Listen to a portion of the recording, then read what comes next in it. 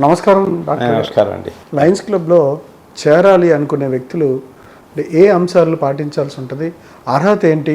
లేదంటే సమాజం మీద సేవా గుణమా, లేదంటే ఏ లక్షణాలు ఉంటే వాళ్ళు సూట్ అవుతారంటారు? కరెక్టే, మీరు చెప్పింది చాలా మంచిది. యాక్చువల్గా లయన్స్ క్లబ్ ఏం చెప్తుందంటే, మీరు ఎవరిని నేను వచ్చి లయన్స్ క్లబ్లో చేరతానంటే తీసుకోవద్దంటారు.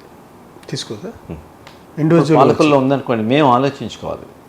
ఎవ్రీ ఇయర్ ఎవరో ఒకరిని క్లబ్లో చేర్పించడం అనేది మస్ట్ అండి. మేము 140 మెంబర్స్ ఉంటే ప్రతి సంవత్సరం ఇంకో 10 మందినో 5 మందినో మేము చేర్చాలి. ఇది రూల్ అది. యాక్చువల్గా అది ఎవరిని చేరుస్తాం? సమాజంలో ఎవరైతే డబ్బు ఉంటుందో, ఎవరైతే ఖచ్చితంగా చేయాలనే ఒక దయ నుండి దయగా ఉంటారో, మనకు తెలిసిపోతుంది కదా సార్, మా ఊళ్ళో మాకు తెలుస్తుంది కదా ఉంటుందో, అండ్ ఒక డిగ్నిటీ ఎక్కడైతే ఉంటుందో వాళ్ళనే మీరు తీసుకోమని లయన్స్ క్లబ్ చెప్తుంది. సో అట్లీస్ట్ డబ్బుతో పాటు ఈ లక్షణాలు కూడా ఉండాలి. మినిమం 15,000 రూపీస్ అయినా స్పెండ్ ఇవ్వకపోతే 10,000 ఇస్తారు. మళ్ళీ ఇంకో ఏదో కార్యక్రమం జరుగుతుంది కదా సార్, 10,000 సబ్స్క్రిప్షన్ అయిపోతుంది. మేము కొంత ఇంటర్నేషనల్కి పంపించాలి, కొంత మల్టిపుల్కి పంపించాలి, కొంత డిస్ట్రిక్ట్ పంపించాలి. మాకు క్లబ్ మీరు ఏది 5,000 ఉంటుంది. 5,000తో ఏం యాక్టివిటీ చేస్తాం?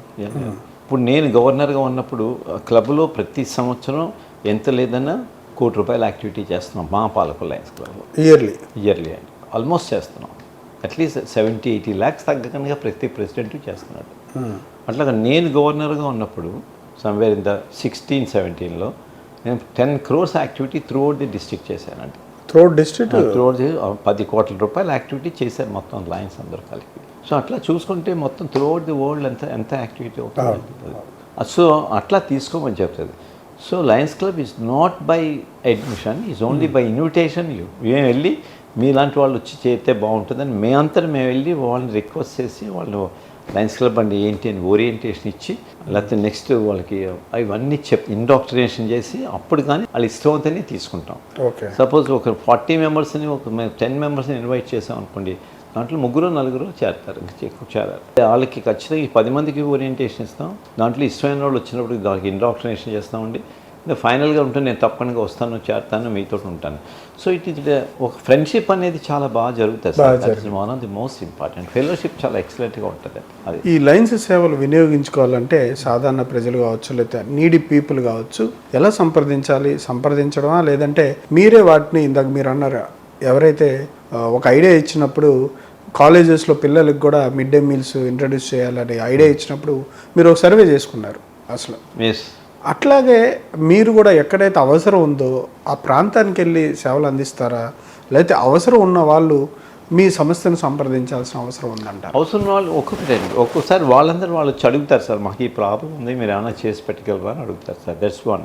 ది సెకండ్ థింగ్ ఏంటంటే, ఈ నీడ్ అని మేము చెప్పాను కదా, ఒకప్పుడు హంగర్ ఉంది, ఒకప్పుడు పోలియో వచ్చింది, ఇప్పుడు ఈరోజు డయాబెటీస్ ఉంది, ఒకప్పుడు రీనల్ డయాలసిస్ యూనిట్ స్టార్ట్ చేసాం, ఒకప్పుడు ఐ హాస్పిటల్ స్టార్ట్ చేసాం.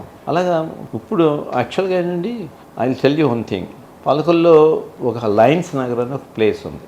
లయన్స్ నగర్ అది నేను చేరినప్పుడు యాక్చువల్గా ఏం లేదు, అదంతా పొలాలండి. అదంతా అక్కడ ఒక 10 families 8 families వచ్చి అక్కడ పాకలు వేసుకుని వాళ్ళు ఉంటున్నారు. అక్కడ వాళ్ళకి వాటర్ లేదు, లెట్రిన్స్ లేవు, ఏమీ లేవు, పాకలు వేసుకొని ఉంటున్నారు. ఎక్కడ పొలాలు కాబట్టి ఎక్కడికో వెళ్తున్నారు. నీళ్ళు ఎక్కడి నుంచో పాలకులు వచ్చి నీళ్ళు పట్టుకెళ్తున్నారు. వాళ్ళు మేము ఒక రోజు మీటింగ్లో ఉండగా, మాకు ఇలా ఇబ్బంది అవుతుందండి, ఒక చిన్న చెరువు తవ్వించి పెట్టండి సార్ అని అడిగారు. మేము anything we have to suppose financial matter కాబట్టి బోర్డులో పాస్ అవ్వాల్సింది. అది అప్పుడు మేము 40 మంది కాబట్టి బోర్డు మెంబర్స్ 7-8 ఉండేవారు. డిస్కస్ చేసి ఎంత అవుతుందని కాస్ట్ వేసుకొని ఎంతెంత వేసుకోవాలని అనుకొని వాళ్ళకి చెరువు తవ్వించి పెట్టాం. వాటర్ బాగా పడింది. అది that I was talking about 45 years 50 years back. అది వాళ్ళ that is become a major panchayati. అదే ప్రాంతం 3,000 పాపులేషన్ అండి, 2,000 waters, there are schools are there. Beautiful houses వచ్చేసినాయి అండి. ఇది అంటే అప్పుడు వాళ్ళు లయన్స్ నగర్ మేము పేరు పెట్టలేదు, వాళ్ళందరూ చక్కగా పేరు పెట్టుకోలేదు లయన్స్ నగర్. మేము ఒక చెరువు తవ్వించిన వాళ్ళే. తర్వాత ఎవ్రీడే వాళ్ళకి ఏదో చేస్తాం, ఇప్పటికీ చేస్తూనే ఉన్నాం మేము. అలా పెట్టుకున్నారు వాళ్ళే లయన్స్ నగర్ అని పేరు పెట్టుకున్నారు. వచ్చారు.